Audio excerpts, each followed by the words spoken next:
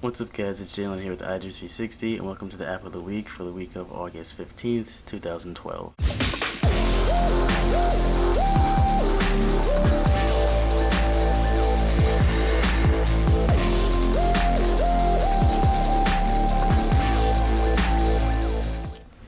So this week's app is Kingdom Rush, and this is a tower defense game that was originally on the desktop. This is actually an online game that I believe was on Miniclip. And now it's made its way over to iOS and it's available on iPhone, iPod Touch, and iPad. You can have up to 3 different saved games, and it's really just like a campaign mode that you can just go around into different areas. Like you start off in like a forest type area, and then I believe you go up north into a snowy area, and then you come into these mountains into I don't even know what to call it, to be quite honest, but I'll give you an example of the setting I'm on now. There's like I think three bonus levels that you can play after you've finished all the standard levels. And I'm on the last one. This is the one that I'm stuck on. But this is a tower defense game, and in my opinion, it's the best tower defense game on iOS. So yeah, all these little flags that are here are spots that you can put down a tower. So the enemies come out of different pathways, like this little gate thing they're going to come out of. Down here is where they're going to come out of, and up here. And then you want to not let them get into the two blue flags that are on the left side of the screen. So eventually you'll get enough stars to get a hero, and a hero is basically like a special soldier basically that has like special abilities, and all heroes are different. Like one hero might have more health but be a bit slower, or might not have a higher attack, and then another hero might have like a really low health amount or amount of health and then be really strong. But I'm gonna go ahead and show you guys how this works. The militia tower is just basically gives you three like ground soldiers that you can command them on where they can go, but obviously they have to stay within that radius. So I'm gonna let them stay over there. I'm gonna put another militia right here, and these really hold up the enemies as they come through, and then your towers do most of the damage. So I'm gonna go ahead and put a magic tower right here.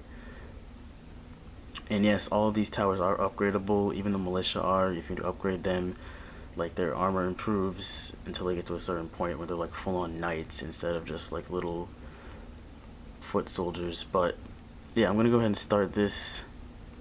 I'm just gonna upgrade the crap out of this magic tower. But there's also arrows, and there's like these bomb towers, or bombard is what they're called. I'll put one here. So those are the different types of towers. And then I think it's every 10 seconds, if you click this blue button at the bottom that's reloading right now, it gives you 2 foot soldiers that you can put down anywhere on the map, and those are really good to hold up a group of enemies that are coming through. And then you also have like different power-ups that you can get depending on how many stars you have. You can use your stars to get power-ups, or save up to get heroes. So this is called Rain of Fire, and it basically just brings down like a meteor shower almost. Like you select where you want it to go down at, and then it does that. And you can have different, like, I guess, power-ups for your power-ups. If you take stars, you can use them to basically, like, originally that wasn't in multiple spots, it was just in one place, and that was it. But I used stars to allow it to come down on different locations on the map, and then leave like an aftermath basically, which is like those giant red spots. So if an enemy walks through it, they usually will die on it.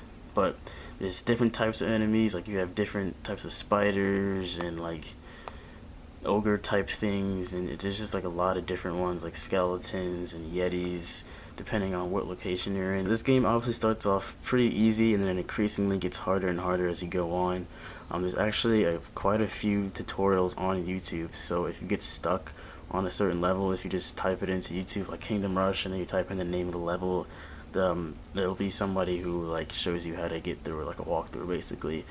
This is the hero room, and it shows you the heroes that you can get, and I believe 3 are available just within the game for stars, and then 3, I believe these bottom 3, you have to pay 99 cents for, which kind of sucks because like they're in the game, but you have to pay to get to these 3 heroes if you want them. But the first 3, you just have to pay with stars. The upgrade room is right here, and these are all the upgrades that you have. Obviously, ones that are grayed out are the ones that you don't have. So each one has a cost a different amount of stars. So obviously, the higher up you get, the more they're gonna cost. The lower ones, I mean, you have to have the lower ones in order to get to a higher one. So you can't just go straight up and have like the best power up. Like you have to start down here and buy all the upgrades in order to get the top tier one. And then you have the encyclopedia, which basically just shows you what everything is, like all the enemies.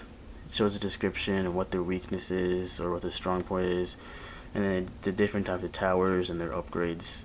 Complaints about this game, besides the fact that the heroes, the other 3 heroes, you have to pay for them, and they're each 99 cents. When this game itself is 99 cents, so that really doesn't make too much sense. But the zoom on here, if you want to zoom in to get like a better look at something, it really sucks. So if I were to just, that's the best you can do for the zoom. You start here, you zoom in, and then that's it. And it's actually kind of blurry once you zoom into, but it is what it is. You don't really have to zoom in, because I've never had to, but like, oh, I can't see anything. I just stay like the furthest out and I'm always fine. So yeah. And then my other complaint, I forgot to mention this, is that there's no like endless mode, which most tower defense games have. Like I wish you could just pick a map and then just set it to endless and see how far you can last.